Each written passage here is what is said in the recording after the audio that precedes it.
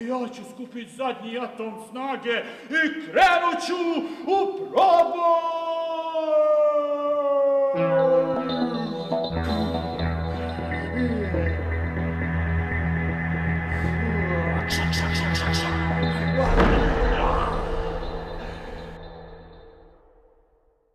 Okupili smo se danas ovdje kako bi proslavili Dan armije. A budući da su Tito i Tuđman mrtvi, a ni ja se ne osjećam baš najbolje, vrijeme je da porazgovaramo o budućnosti naše armije. Sjeverice!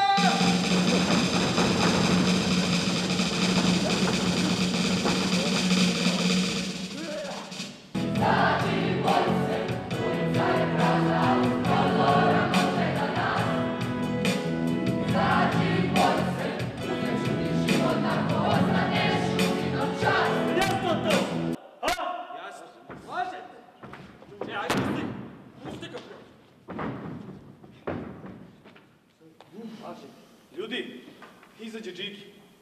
Nemoguću ljubav su izmislili nemogući ljudi. Nemoguća ljubav je nedostatak komunikacije. Nemoguća ljubav je incest.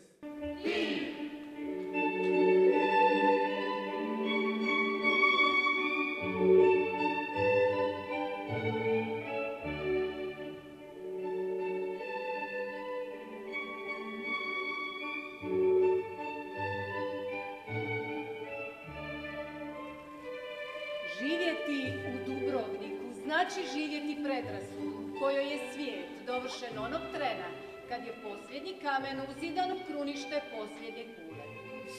Oni se mladiću bore za dostojanstvo, gade mi se. Kapetane Bordure, pizda vam materina. Pizda vam materina! Bio je strašno dobar čovjek. Volio ljude, bio dobar čovjek.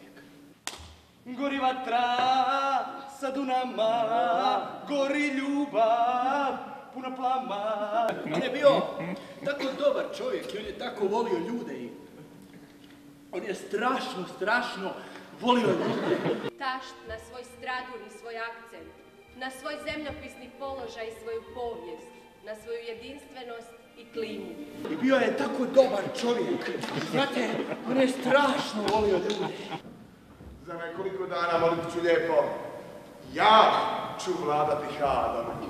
Tragedija je čista. Smiruje. Budi pouzdanje. Poželjela sam da nešto prsne u šemi ovoga grada, da vrag odnese s fijukom sve ustanove koje sam tu vječno gledala. Kada na kurvi sin izvadi značku, ostali hleteli iz okolnog špuna i strpaše se. Pa pogubit će nas. Naravno. Svakom svoja uloga. Kako možeš tako? Mogu, mama. Stalno si se švrčkala sa drugima. Eto vidite, ja se ispričavam, ovo uopće niste trebali čuti. Ne krasne